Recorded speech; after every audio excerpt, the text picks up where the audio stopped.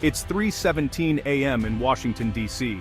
While the city sleeps, the Pentagon is wide awake. A Chinese Coast Guard vessel has collided with a Philippine supply ship at 2nd Thomas Shoal, a contested reef in the South China Sea. Was it an accident or a deliberate act? The White House is on alert. The world holds its breath. The South China Sea is a powder keg. China claims nearly all of it, building artificial islands and militarizing them. The U.S. sends warships to defend freedom of navigation, but encounters are risky. Chinese vessels shadow U.S. ships, sometimes coming dangerously close. One miscalculation could spiral into war, with consequences for the global economy and U.S. allies. The first island chain forms a natural barrier, a front line of stability in the Indo-Pacific. Every close call is a reminder of what's at stake. In these waters, the margin for error is razor thin.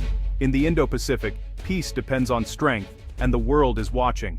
To grasp the first island chain's importance, you need to understand the Indo-Pacific. This region is the world's economic and strategic center, home to over half the global population and powerhouse economies like China, India, Japan, and South Korea. Most of what you use, phones, cars, clothes, traveled through these waters.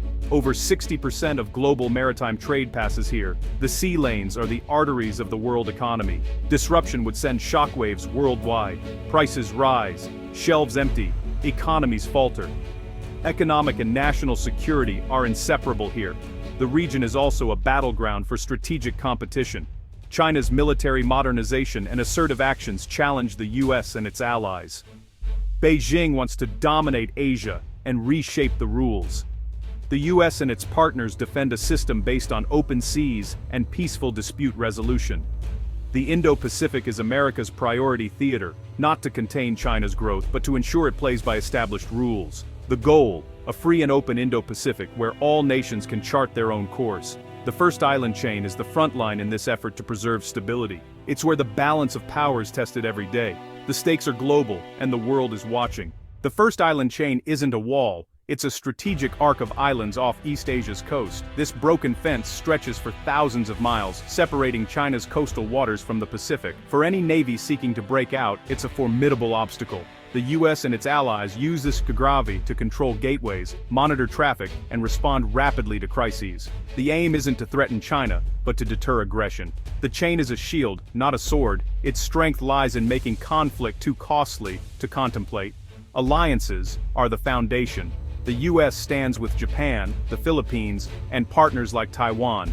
These relationships enable intelligence sharing, joint exercises, and coordinated defense. The result is a defensive web. An attack on one is a concern for all. Much of this work is invisible: surveillance flights, naval patrols, joint training, and mobile defensive systems. The goal is constant readiness, not provocation. The first island chain's power is its vigilant, persistent presence. It's the silent guardian of regional stability. In a region where tensions simmer, this shield is what keeps the peace. The first island chain is deterrence in action. Its quiet strength shapes the future of the Indo-Pacific. The first island chain stretches from Japan and Okinawa, past Taiwan, to the Philippines and Borneo. Taiwan is the chain's central link. Its independence is vital for regional stability. The Philippines anchors the southern flank, controlling key waterways. Together, these islands form a living defense line, essential for Indo-Pacific peace. Geography alone doesn't deter aggression. People do.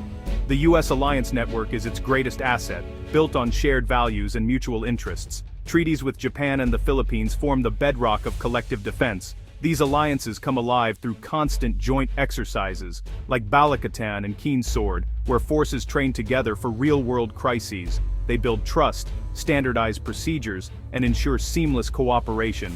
Every refueling at sea, every joint flight, weaves the fabric of deterrence. Intelligence sharing is crucial. Satellites, ships, and sensors create a real-time picture of the region. This domain awareness prevents surprises and enables rapid, informed responses. Modern defense is agile, smaller, dispersed outposts, rotating forces, and pre-positioned supplies.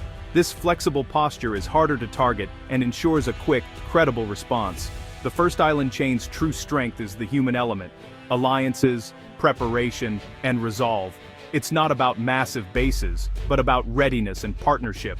The US and its allies stand together, ready to respond from multiple directions. This unity is what deters aggression. The first island chain is strong because its people are prepared. In the Indo-Pacific, partnership is power. The first island chain's geography creates natural choke points, narrow straits like Miyako, Bashi, and Luzon. These passages are vital, control them, and you control access to the Pacific. Defense here is about denial, not decisive battle, making it impossible for an adversary to achieve their goals. Layered defenses, missiles, submarines, sea mines, and surveillance turn the chain into a modern fortress. Long-range missiles can threaten enemy ships far out at sea. Submarines and mines silently guard the depths. Drones and sensors ensure nothing moves undetected. The psychological effect is powerful. Any attacker must run a gauntlet of defenses, risking heavy losses. This makes invasions, like of Taiwan, daunting and costly.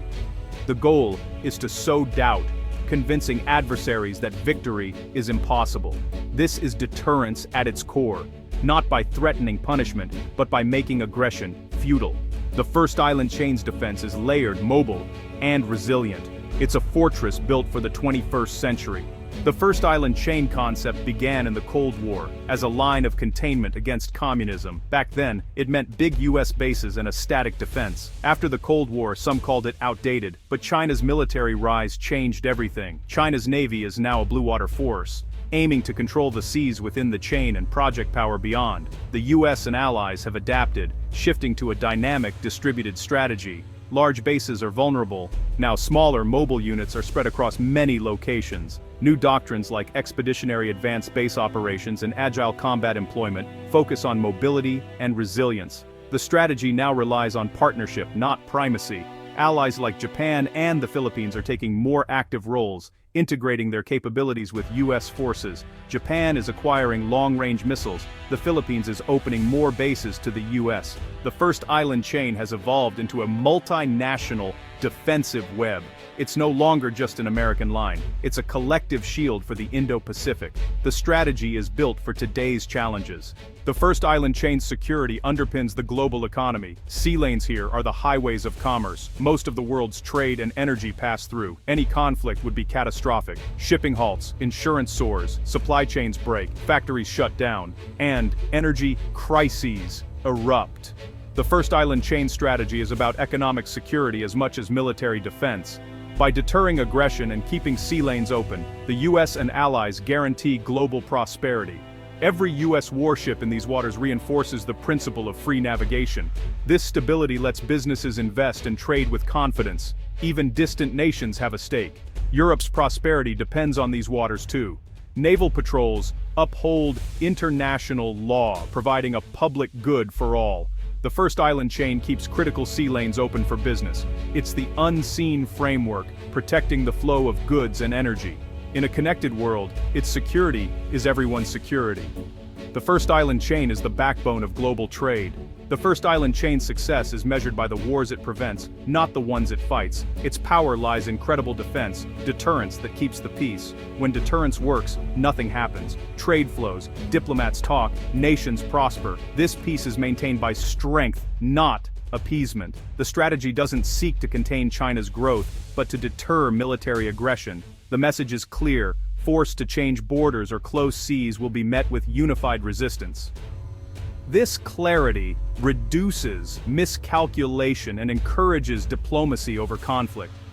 The chain's resilience comes from its multinational character. If one link is threatened, others support. Geography, technology, and alliances create a deep, flexible defense. This collective strength gives smaller nations confidence to stand up for their rights. The Indo-Pacific's future will be shaped by all its nations, not dictated by one.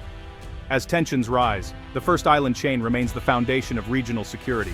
Preparedness is the greatest safeguard of peace. The quiet work of defense, patrols, training, partnerships, keeps the peace. The first island chain's guardians are the silent sentinels of global security.